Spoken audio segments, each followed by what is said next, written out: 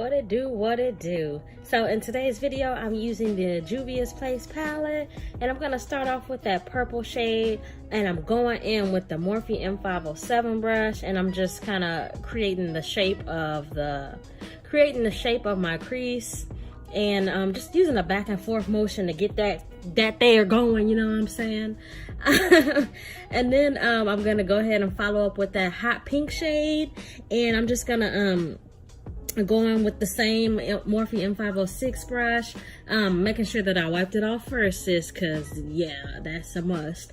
But yeah, make sure that you blend the two together and kind of blow that pink out so that it's no harsh lines, because we don't want that.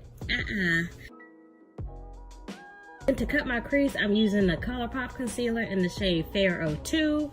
You guys know how I cut my crease. Let me know if you guys want me to do a detailed crease cut look tutorial or whatever. I'll do that for y'all, no problem.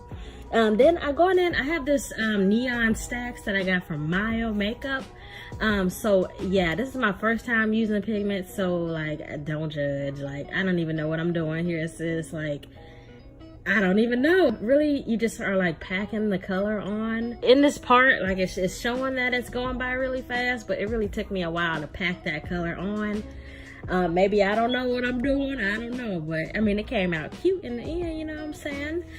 So then I went ahead and used the e.l.f. liquid liner in the color Charcoal to create a winged liner, and I applied some mascara. I'm not sure which one this is. These lashes are from Glamour Vault. They're in the style Luna.